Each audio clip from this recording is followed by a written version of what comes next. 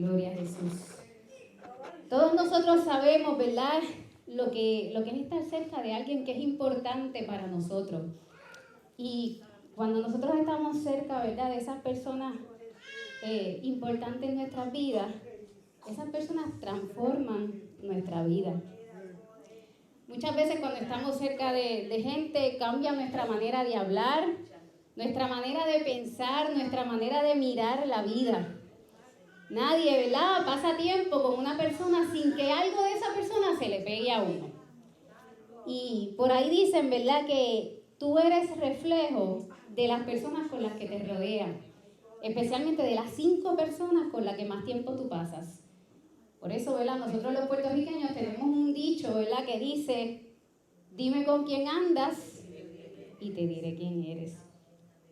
Yo no sé si a usted le ha pasado, ¿verdad?, o ha escuchado gente que viaja unas 2 o 3 días o un par de semanas para algún país de Latinoamérica, y cuando regresan vienen con acento, ¿verdad? Se les pega las millas, como si hubiesen estado años por allá. A mi hermano le pasa eso. Mi hermano, cuando viajamos, está 2 o 3 días en un país y ya rápido está con un acento extraño, porque ni es el del país ni es el de, ¿sabes? Es un acento extraño.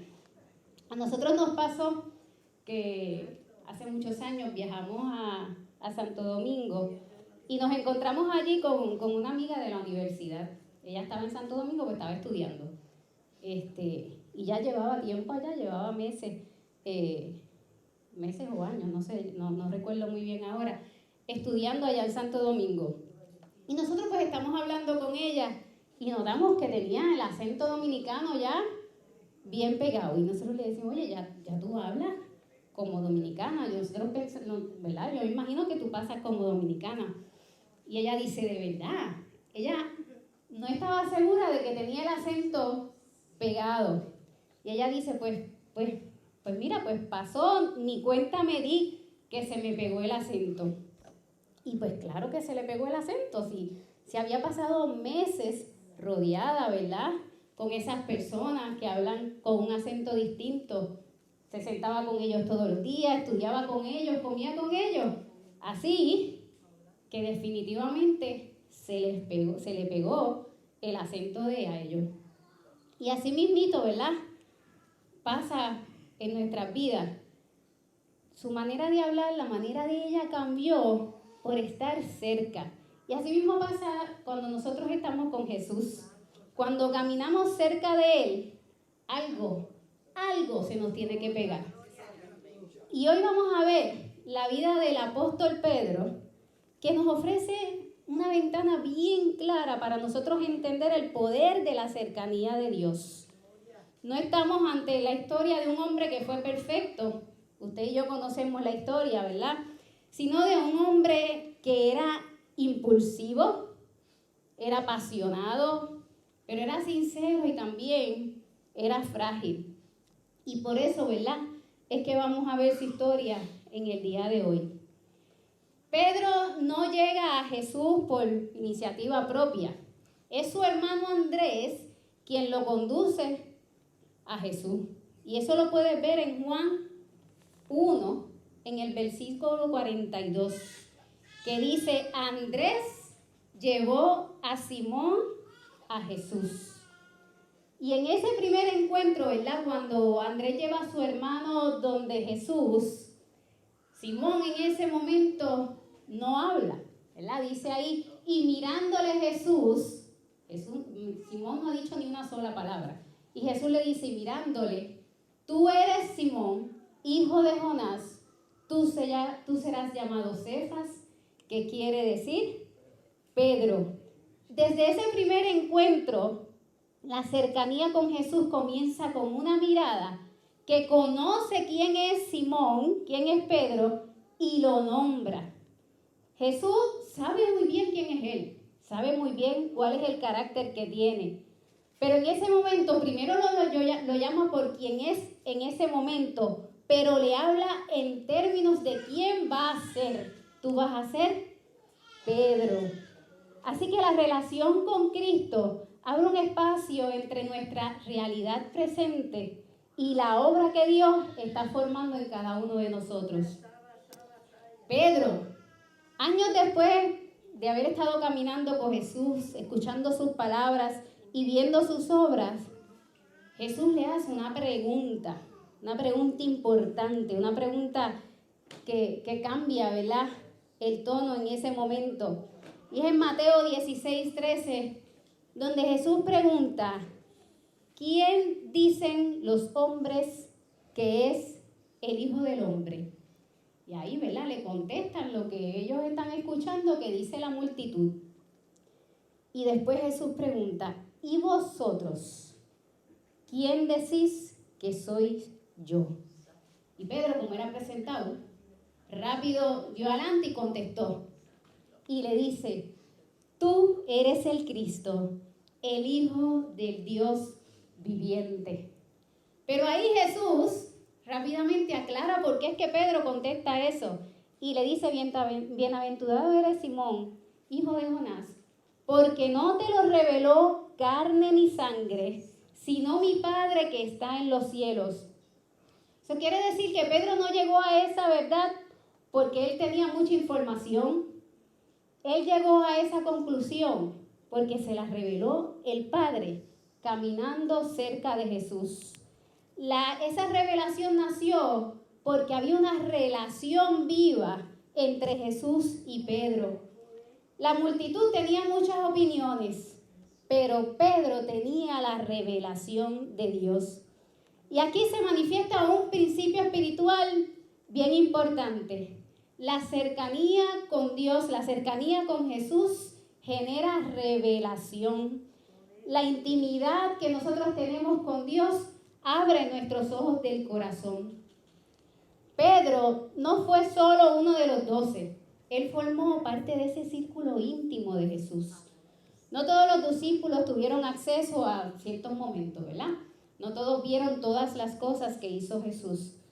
Pero Pedro sí tuvo acceso a unos momentos bien íntimos. La Escritura nos muestra que Pedro estuvo presente en la transfiguración.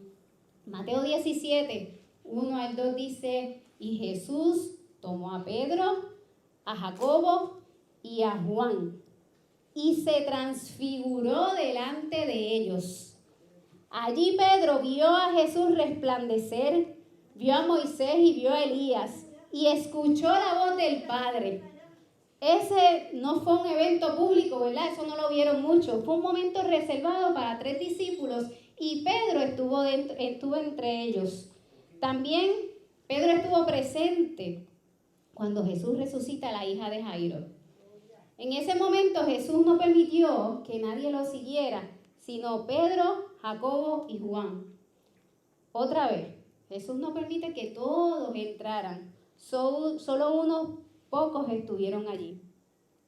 Y esto no quiere decir, ¿verdad?, que Jesús, ¿verdad?, tenía favoritos como tal, ¿verdad? No sabemos exactamente por qué ellos eran los que estaban en esos momentos íntimos. A lo mejor era porque eran los más terribles y Jesús quería mostrarle algo, ¿verdad? No sabemos, podemos imaginarnos 1000 cosas. Pero Pedro era de ese grupito y estaba cerca del maestro. En un concierto, ¿verdad?, que de música en general, uno compra la entrada para ver el espectáculo y ver el show y lo vemos desde lejos. Podemos ver las luces, podemos ver el ambiente, escuchar la música, ver al artista desde lejos. Pero hay un grupito que paga muchas veces una taquilla especial, que es el Backstage Pass, ¿verdad?, para poder ver detrás del escenario. Y ellos no solamente ven lo que ven los demás, ¿verdad? No solamente ven el show, sino que pueden ver a los técnicos recogiendo las cosas, los cables poniendo, quizás pueden escuchar al artista calentar la voz, ver lo demás cerca. Ellos ven lo que otros no ven. Pedro, Jacobo y Juan tenían ese ticket, ¿verdad?, de ver lo que otros no veían. Mientras la multitud veía el milagro del pan y los peces, los discípulos, ¿verdad?, ellos veían cuando Jesús se retiraba a orar en el silencio. Mientras otros veían a un maestro, ellos lo vieron transfigurado en gloria. La diferencia, ¿verdad?, entre una fe de gradas, entre una fe de los que están sentados de lejos y una fe que tiene acceso a la intimidad, es la cercanía. Los secretos de Dios, ¿verdad?, no se gritan en el estadio así abiertamente, sino que se susurran y se encuentran cuando estamos en intimidad, cuando estamos, ¿verdad?, cercanos a Él. La revelación de Dios no se recibe cuando estamos de lejos, se recibe cuando estamos cerca. Y esa cercanía con Dios no es accidental. En la vida de Pedro podemos ver que fue una cercanía que tuvo intención. Cuando Jesús se acerca a ellos, Pedro decide dejar su trabajo, deja las redes, deja la comodidad, deja lo que él conocía y se va con el maestro. Así que esto no ocurre por casualidad, ocurre porque Pedro lo decidió. Así mismito nosotros tenemos que decidir cada día acercarnos al Señor. Si queremos conocerlo profundamente, tenemos que acercarnos a Él intencionalmente. No basta con que nosotros seamos parte de la multitud o que estemos alrededor de cosas espirituales o que aprendamos algo de la Biblia. Tenemos que estar cerca. Tenemos que estar cerca de Dios. Y estar cerca de Jesús no significa, ¿verdad?, que vayamos a estar libres de errores. La vida de Pedro nos enseña algo profundo, ¿verdad? Y es que la cercanía con Dios no elimina nuestras debilidades, pero sí nos las expone y nos las muestra. Nos coloca a nosotros mismos frente a un espejo donde podemos ver cuáles son nuestras debilidades. Después de que Pedro confiesa a Jesús y dice que Él es el Cristo, Pedro vive un contraste. Jesús comienza a hablar de su sufrimiento y de lo que va a pasar y de su muerte, y Pedro lo saca aparte para regañarlo. Y le dice a Jesús, Pedro se atreve a decirle a Jesús, vuelvo y digo, Pedro decía lo que pensaba y sin pensarlo. Y le dice, Señor, ten compasión de ti. En ninguna manera esto te acontezca. Jesús le está diciendo lo que él va a pasar y Pedro le está diciendo, no, eso no te puede pasar. Y la respuesta, ¿verdad?, a Jesús en ese momento fue directa y fue fuerte. Quítate delante de mí, Satanás. Me eres tropiezo. Así que tenemos un Pedro que primero Jesús momentos antes le está diciendo que ha recibido revelación de Dios. Y en ese momento le está diciendo, quítate de mí, delante de mí, Satanás.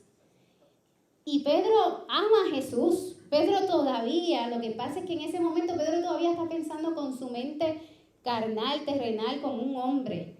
La cercanía con Jesús no nos hace maduros de inmediato, no nos hace, ¿verdad?, gente perfecta de un día para otro, sino que nos introduce en un proceso donde nuestras ideas, nuestros temores y nuestras expectativas son confrontadas.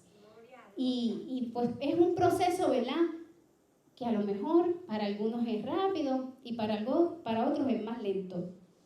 Yo, cuando comencé a trabajar de maestra, pues varias personas, cuando llegan los maestros así jovencitos y nuevos, pues siempre hay maestros, ¿verdad?, que como que los acogen, ¿verdad?, y les van enseñando.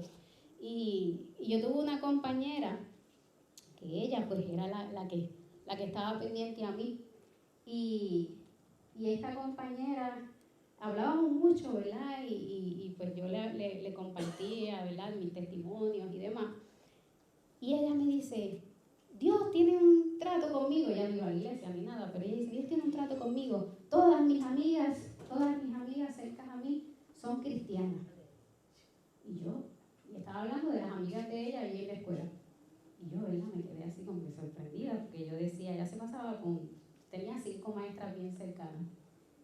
Y yo decía, fulana y mengana, sí, definitivamente son cristianas y dan testimonio y todo. Pero la otra, nada que ver. Yo me estaba enterando en ese momento que era cristiana y que iba a la iglesia, supuestamente, ¿verdad?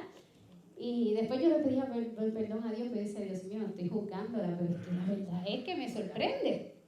Y entonces, luego yo desarrollo una amistad bien cercana con esta persona, a la que me creó muchísima duda que fuera una persona que de verdad había conocido al Señor. Y estuvimos hablando y compartiendo, y ciertamente ella sí había entregado su corazón a Jesús, y el matrimonio de ella había sido restaurado por el Señor, pero todavía no había desarrollado una intimidad con Dios. Y al pasar del tiempo, ella comenzó a buscar al Señor y comenzó a intimar con Dios. Y su vida dio un giro completamente. Y ya no era la persona que tenía que decir o aparentar que era cristiana, sino que los frutos del Espíritu hablaban por ella y se notaban. Y por eso digo, ¿verdad?, que tal vez no es un proceso que suceda de la noche a la mañana, tal vez tome meses, años, pero Dios, ¿verdad?, cuando nos acercamos a Dios, nuestra vida cambia. Y la vida de Pedro también nos muestra, ¿verdad?, el otro lado de la moneda. No solo lo que ocurre cuando estamos cerca de Jesús, sino lo que comienza a suceder cuando nosotros nos alejamos. En Getsemaní, Jesús pidió a Pedro que velara y que orara. Mateo 26:40 dice: así que no habéis podido velar conmigo una hora. Pedro se duerme. Él no cae en un pecado grande. Simplemente deja de orar. La distancia espiritual casi nunca comienza con un gran pecado. Comienza cuando dejamos de hacer algo de nuestras disciplinas espirituales, cuando se descuida algo. Hoy no voy a orar porque estoy muy cansada. Mejor oro mañana. Y así poco a poco, ¿verdad?, uno se va alejando.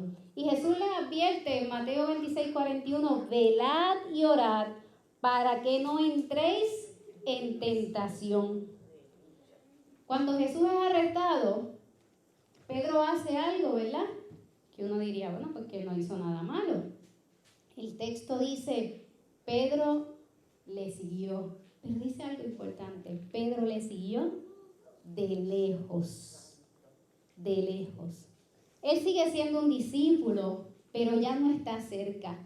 Sigue caminando detrás de Jesús, pero ahora está a la distancia. En una distancia segura donde no lo mezclarán con él.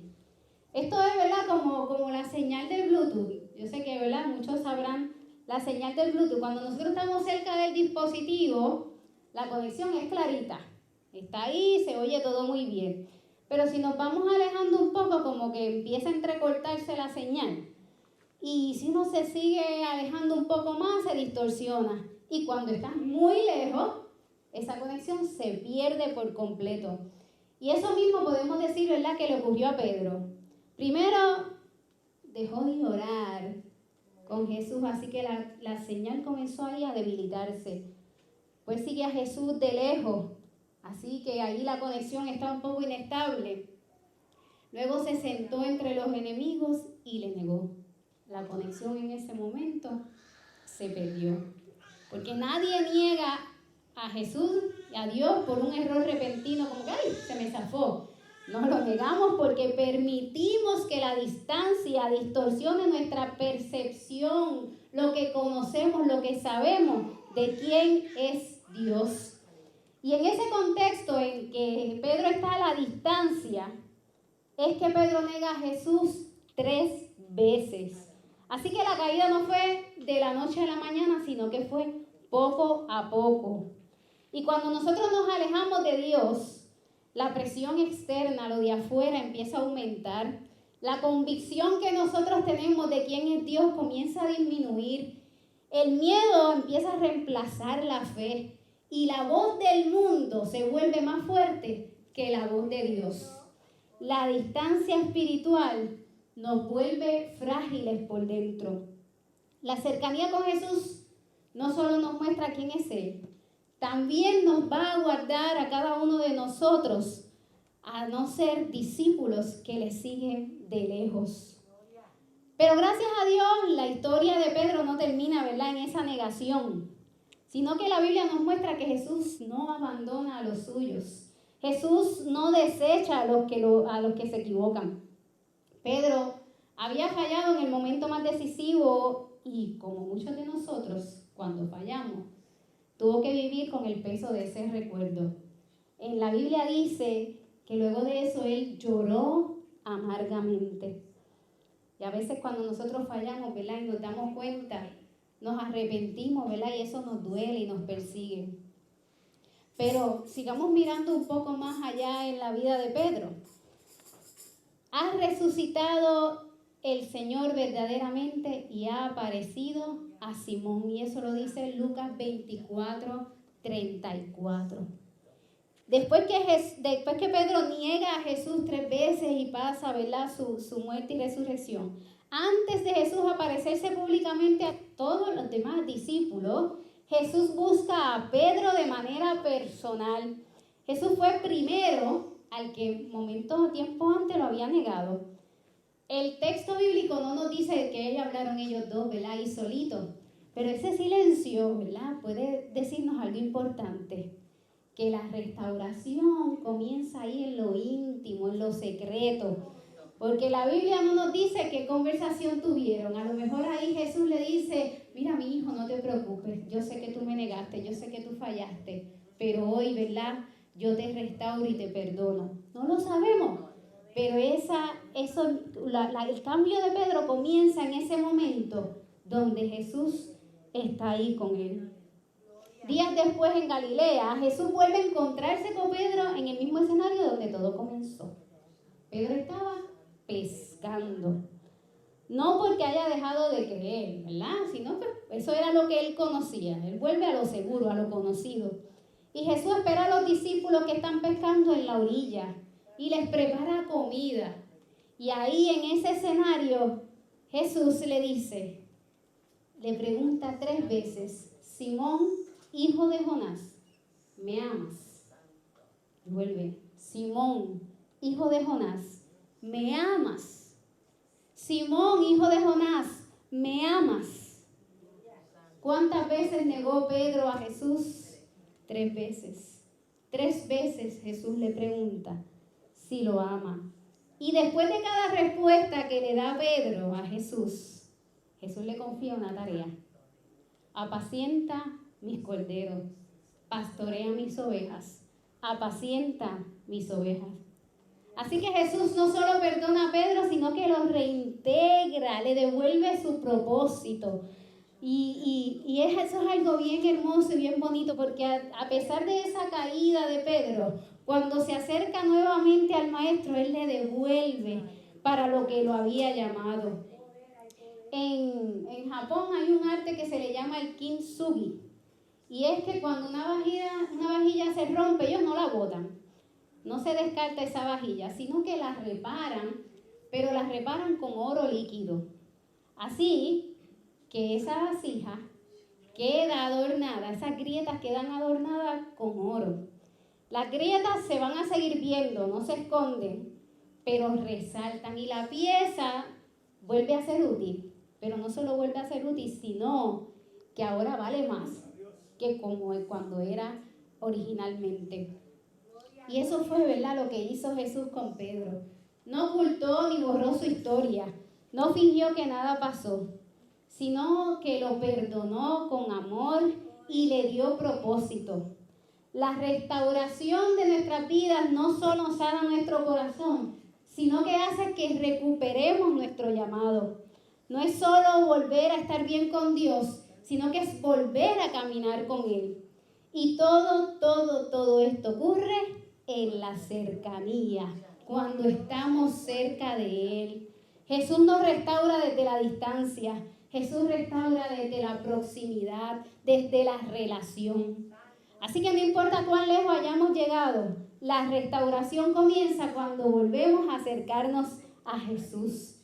Cerca de Cristo la culpa se convierte en un aprendizaje, la caída se puede convertir en un proceso y la negación, ¿verdad?, en un punto de partida para que tengamos una fe más humilde y más profunda. El Pedro que va a predicar en Pentecostés no es el que nunca falló, sino el que fue restaurado en la presencia del que resucitó. Y ese resultado de la vida de Pedro la vamos a ver. Pedro no vuelve a ser el mismo. La cercanía con Jesús ahora produce una autoridad espiritual. Pedro no cambia porque Jesús le cambió la personalidad, sino porque había sido formado en la presencia de Jesús. En el libro de los Hechos nos muestra, ¿verdad?, este giro de Pedro. Hechos 1:15 dice: y en aquellos días Pedro se levantó en medio de los hermanos. Así que estaba con los hermanos en la fe. Ese era el mismo Pedro que había negado a Jesús, pero ahora se levanta para guiar a la comunidad de la fe. No es que ahora él es mejor que nadie, sino que es fruto de un proceso que ocurrió en su interior. La cercanía con Cristo había sanado su identidad y le había devuelto la dirección. En Pentecostés Pedro se pone en pie ante una multitud y dice: entonces Pedro, poniéndose en pie con los 11, alzó la voz. Así que este no es el mismo hombre que, lleno de miedo, cuando le preguntaron si era seguidor de Jesús, le cogió miedo a esa gente y lo negó, sino que ahora es un hombre lleno de convicción, lleno de Dios. Y ya no habla desde el miedo, sino que habla desde que tiene la verdad, de que tiene la convicción de que él tiene la verdad. Y el resultado de eso, se añadieron aquel día como 3,000 personas. En Hechos 3, Pedro y Juan se encuentran con un cojo en la puerta de la Hermosa. Y Pedro le dice: no tengo plata ni oro, pero lo que tengo te doy. En el nombre de Jesucristo, levántate y anda. Y todos sabemos que él se levantó. Pero Pedro, ¿verdad?, vemos ahí que no actuó en su propio nombre. Él no se presenta como el protagonista de la historia, sino que la autoridad que él tiene proviene de su relación con Cristo. En el nombre de Jesucristo, levántate y anda. La cercanía con Jesús no lo hace famoso, sino que ahora lo hace un canal de bendición. Y eso lo reconocen los que lo vieron y lo reconocen las autoridades de aquel momento. En Hechos 4:13 dice: viendo el denuedo de Pedro y de Juan, reconocían que habían estado con Jesús. Esa es la fuente de autoridad en nuestra vida. No es nuestra educación, no es la posición social, no es la elocuencia de si hablan bien o hablan mal. Era, en el caso de Pedro, que había estado con Jesús. Y así mismo ocurre en nuestras vidas. Cuando estamos cerca de Jesús, los reconocen. Usted sabe que si usted hoy está una hora frente a una fogata y está ahí cogiendo, ¿verdad?, todo lo que sale de esa fogata, y usted sale caminando por ahí, su ropa, tu piel, tu pelo va a estar oliendo, ¿verdad?, ese aumentín, esa leña. Y si tú pasas por frente a un grupo de personas, tú no tienes ni que decir que tú estabas frente a una fogata, porque el bofetón, ¿verdad?, ese aroma va a delatar que estuviste ahí sentado mucho tiempo. Y eso, ¿verdad?, es lo que pasa cuando nosotros estamos cerca de Jesús. Esa cercanía produce un impacto, ¿verdad?, en lo público. Tú no tienes que convencer al mundo de que tú eres cristiano. Tú vives tan cerca de Jesús que el mundo va a reconocer su aroma en tu vida. En Hechos 10:11, de Pedro recibe una visión que rompe sus categorías y sus prejuicios, ¿verdad? Y Dios lo envía a casa de Cornelio, ¿verdad? Y Cornelio no era judío, era extranjero. Y allí declara: ahora comprendo que Dios no hace acepción de personas. Así que la cercanía con Dios lo devuelve la sensibilidad a la voz del Espíritu. El hombre que antes defendía esas fronteras, ¿verdad?, aquellos allá y nosotros acá, ahora es quien le abre la puerta a los gentiles. Pedro enfrenta oposición, ¿verdad? Luego de todo esto, Pedro enfrenta oposición. Pedro también ve la intervención divina dentro de esa oposición mientras estuvo preso. No porque él fuera extraordinario, sino porque había estado cerca del Maestro. La conexión privada y cercana produce un impacto en nuestras vidas, en el silencio y también cuando estamos fuera. Lo que se cultiva en secreto se va a manifestar también en lo público. Pedro no se volvió influyente porque aprendió técnicas de cómo hablar bien o cómo decir buenas profecías o cómo gustarle a los demás. Se volvió influyente porque aprendió a estar cerca y a estar con Jesús. Y ese principio sigue vigente hoy. Y en la Biblia tenemos muchos otros casos, ¿verdad? Donde la cercanía con Dios revela, confronta, restaura y transforma. Y podemos ver un Moisés que la cercanía con Dios le transforma la identidad. Moisés era un pastor que estaba escondido en el desierto. No se veía como un libertador, pero en la zarza ardiente Dios lo llama a acercarse. No te acerques, quita el calzado de tus pies. La cercanía con Dios redefine quién es Moisés y qué puede hacer. Y más adelante, todos sabemos que Moisés pide algo que nadie más se atreve a pedir. Te ruego que me muestres tu gloria.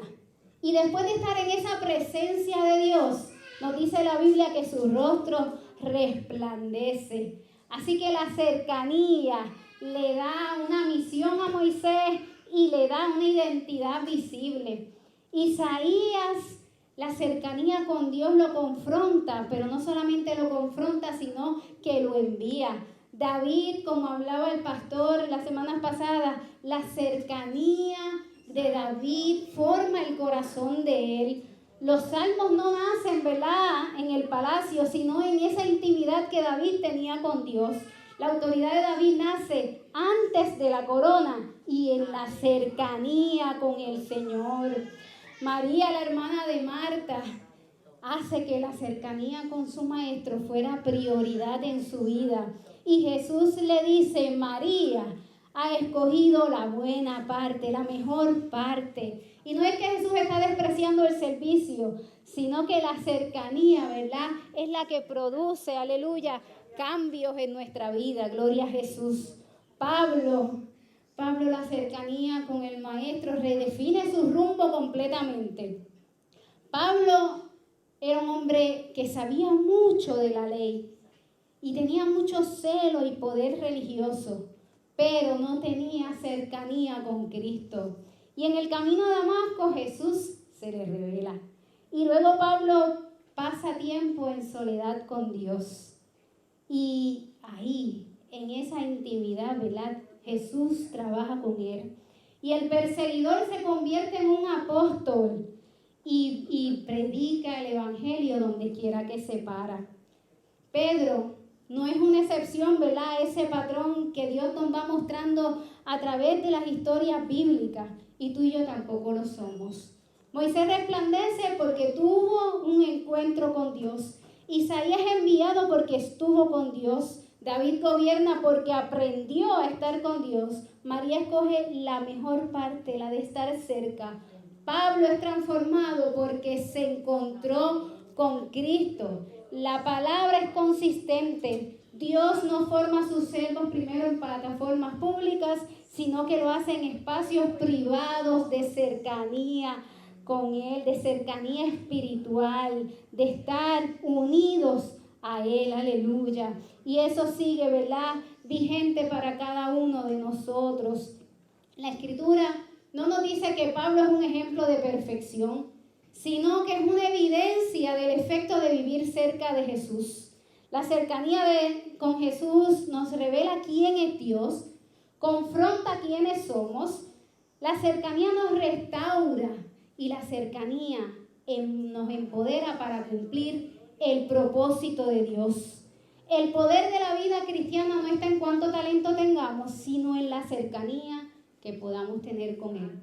No está en nuestras habilidades, sino en nuestra comunión con nuestro Creador. Y la pregunta, ¿verdad?, en esta mañana está abierta. Y es que está produciendo en cada uno de nosotros nuestra cercanía con Dios o nuestra distancia con Dios.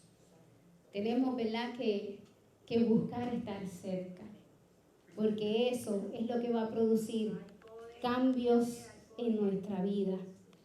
La Biblia no celebra a los que saben más, sino a los que han estado cerca del Maestro. Aleluya. Así que procuremos que nuestras vidas, ¿verdad?, que nosotros podamos estar cerca de Él, para que nuestra vida dé fruto agradable al Señor. Aleluya, gloria a Jesús. Yo le voy a pedir que ustedes se pongan de pie conmigo, poderoso Dios.